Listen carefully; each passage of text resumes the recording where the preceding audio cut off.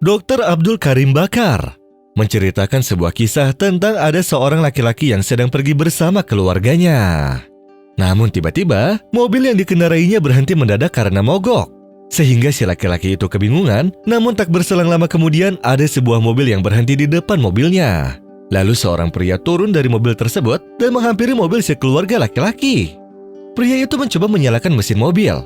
Akan tetapi, mesinnya tetap tidak bisa menyala. Sehingga si pria itu berkata kepadanya, "Ini kunci mobilku, lanjutkanlah perjalananmu dengan keluargamu, dan aku akan tinggal di sini untuk mengurus masalah ini hingga mobilmu dapat menyala kembali." Setelah itu si laki-laki pun berkata kepada si pria, "Ini tidak masuk akal, kamu akan menunggu di sini selama 10 jam lamanya." Lalu si pria itu berkata lagi, "Tidak masalah, karena aku hanya seorang diri, sedangkan kalian semua satu keluarga. Tahukah engkau bahwa Rasulullah Shallallahu Alaihi Wasallam pernah bersabda, barang siapa yang melapangkan satu kesusahan dunia dari seorang mukmin, maka Allah akan melapangkan darinya satu kesusahan di hari kiamat. Dan barang siapa memudahkan urusan orang yang kesulitan dalam masalah hutang, maka Allah Azza wa Jalla akan memudahkan baginya dari kesulitan di dunia dan akhirat. Barang siapa yang menutupi aib seorang muslim, maka Allah akan menutup aibnya di dunia dan akhirat. Allah senantiasa menolong seorang hamba selama hamba tersebut menolong saudaranya."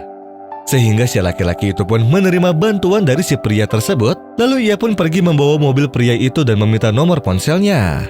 Lalu di hari kemudian, mobilnya pun dibawa ke bengkel, lalu si pria mengembalikan mobil tersebut kepada pemiliknya. Dan seiring berjalannya waktu, laki-laki itu mengingat orang yang telah membantu mobilnya mogok pada waktu itu. Sehingga dia mencoba menghubunginya, dan ternyata yang mengangkat teleponnya adalah istri dari si pria tersebut. Dan wanita tersebut berkata sambil menangis bahwa suaminya sedang berada di penjara, dan kemudian wanita itu memberikan alamat tempat suaminya di penjara. Sehingga diketahuilah oleh si laki-laki itu bahwa si pria yang telah menolongnya tersebut di penjara karena si pria telah terbelit masalah hutang. Dirinya mengingat akan kebaikan si pria tersebut dan mengingat perkataannya akan hadis balasan orang yang baik. Sehingga di hari kemudian laki-laki itu pun datang ke alamat kantor polisi tersebut dengan membawa uang sebanyak 100.000 rial untuk memberikan tebusan kepada polisi penjaga. Dan ia berkata padanya, "Ini adalah uang yang kubawa untuk membayar hutang si pria itu dan untuk membebaskannya dari kalian." Kemudian si penjaga polisi itu pun berkata, "Siapakah Anda?" Lalu si laki-laki itu menjawab, "Tidaklah penting bagiku untuk menyebutkan siapa namaku padamu." Kemudian si laki-laki itu pun kembali ke rumahnya. Lalu di hari berikutnya dia pun menelpon kembali keluarga dari si pria itu. Dan yang mengangkat panggilannya adalah istrinya lagi yang berkata bahwa sang suami masih berada di penjara.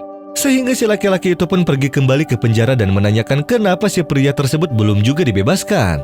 Lalu dijawablah bahwa ternyata hutang dari si pria tersebut berjumlah 500 miliar dan bukan senilai 100.000 rial. Sehingga si laki-laki itu pun bertanya kepada si petugas polisi, siapakah yang bertugas di sini? Mengapa si pria tersebut harus membayar hutang sebanyak itu?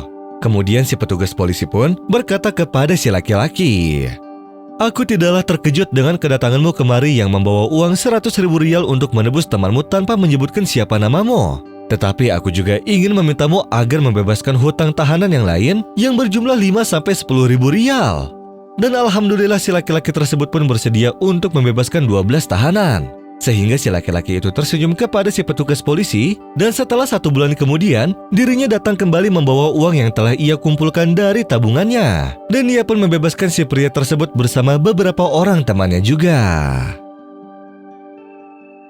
An Abi Hurairah radhiyallahu anhu, an Nabi sallallahu alaihi wasallam qala, من نفس عن مؤمن كربة من كرب الدنيا نفس الله عنه كربة من كرب يوم القيامة ومن يسر على معسر يسر الله عليه في الدنيا والآخرة ومن ستر مسلما ستره الله في الدنيا والآخرة والله في عون العبد ما كان العبد في عون أخيه ومن سلك طريقا يلتمس فيه علما سهل الله له به طريقا إلى الجنة وما اجتمع قوم في بيت من بيوت الله يتلون كتاب الله ويتدارسونه فيما بينهم